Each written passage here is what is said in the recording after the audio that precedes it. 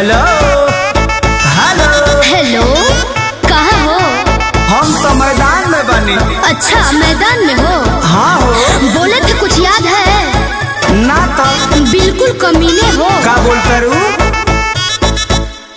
Dinner पे हमको घुमाया नहीं, बोल के तुम लहंगा दिलाया नहीं। लहंगा लेबे बड़ी महंगा बासा छोड़ दे। डिनर पे हमको घुमाया नहीं, बोल के तुम लहंगा दिलाया नहीं। मैं नहीं बोलूंगी तेरे जैसे कुत्ता से। का बोलते रे? कुत्ता जी। छेने आते बोल। मारब जूता से, मारब जूता से, मारब जूता से, मारब जूता से। तारी माई की प्रणाम करो। गरियाबा तू। जी।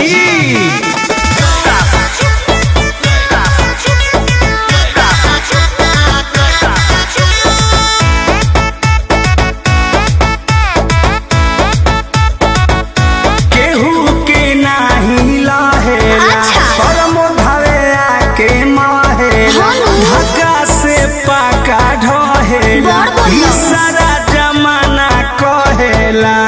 मोर पिया धक धका के चिंज बातों से अपने मुँह कर जाते हो, कुछ भी कहूँगी तो लड़ जाते हो, समझे? चुप रही, चुप है, चुप रही, चुप है, चुप रही।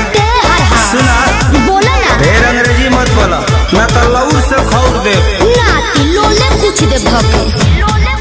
मारब जूता से, मारब जूता से, मारब जूता से। बुझले? केस करवा दो, केस। जितना भी कर दूंगा नाम नहीं लोगी, बदले में एक दिन धोखा ही दोगी। सुनो, बोल। ऐसा बात नहीं है बाबू, खाती हूँ तो गाती हूँ। चुप झूठी, ते झूठा, चुप झूठी। अरे ते झूठा हो इस। मैं ना बंधाऊंगी तेरे वाले खूंटा से, समझे? अच्छा जी। तो अइबे ना तो जइबे कहाँ? घरे। मारब जूता से, मारब जूता से, मारब जूता से, मारब जूता से। बुझले? सॉरी जानू। Sorry to you baby. मैं नहीं बोलूंगी तेरे जैसे कुत्ता से।